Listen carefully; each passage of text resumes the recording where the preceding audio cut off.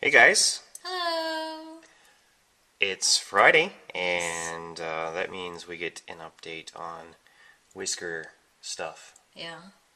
Uh, this we will all get to in a moment, but first things first.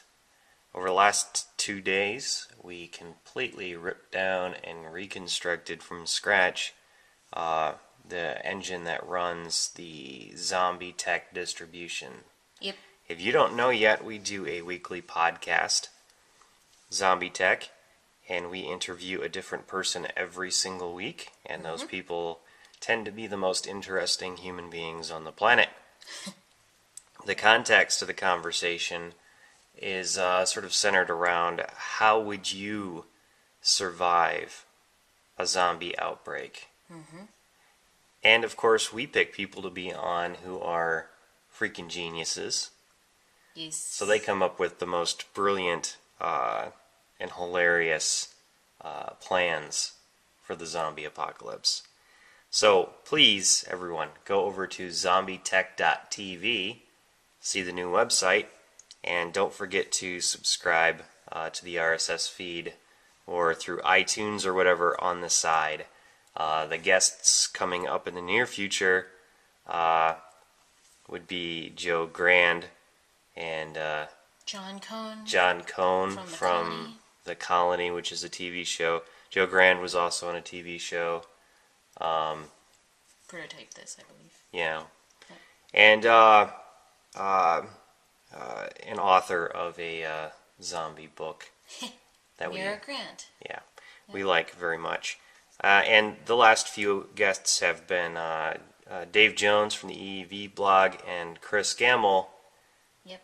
from, Chris Gamble's Analog. ChrisGamble.com, I think, works out.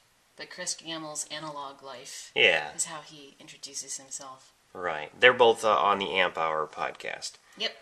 So anyway, lots and lots and lots of awesome, interesting guests on there. Yep. So if you haven't listened to it, go back and listen to all of them. And be sure to listen to Jeremy Blum's 3 tools that he would take to the zombie apocalypse bunker. Very much so, yes. Probably the most hilarious bit yet. Okay, so that announcement aside, what do we have going on here? This is all work on the robotic camera jib that we're building for the new studio. I needed to figure out a good way to control, build the control surface first off. And we want to make it as simple as possible. So just one XY stick and some buttons. Yep. At the moment we just have a single stick and just one button. It'll have buttons for punching presets that you want everything to move to. This was just getting things working. Primarily using RC time trickery to be able to read the position of the potentiometers in this stick. Okay. And I've got it through a little bit of software glue controlling 2 servos. This one here and this one here. And if I hold down the button, I'm actively moving the servos. Now instead of directly moving them, this guy is setting them only when I'm beyond a threshold. So I Okay. move that there, and then the other one is controlled with my side-to-side motion. I'll move that one there. Now I can also set presets.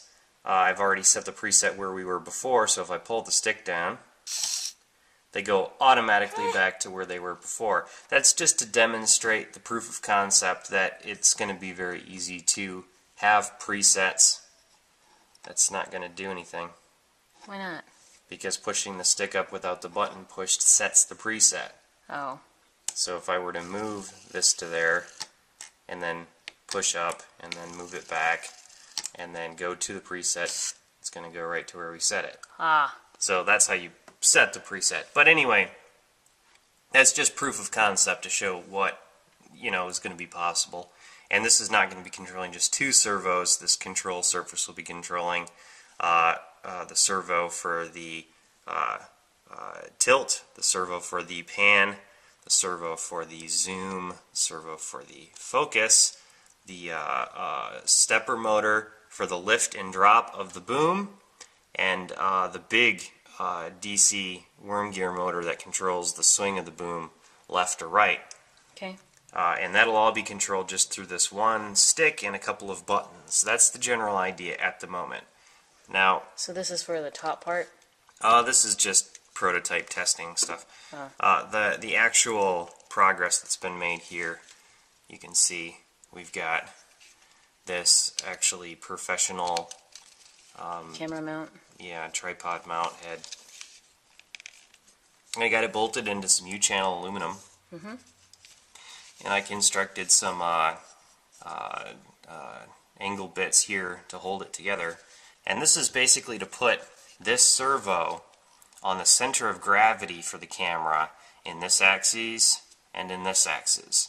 That makes it so that the servo has to do a very, very small amount of work to actually turn the camera.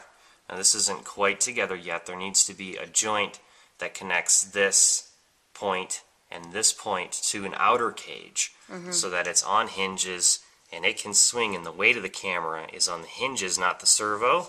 And then when the servo does its thing, we'd actually have to disconnect it to turn it because it's fighting against me, but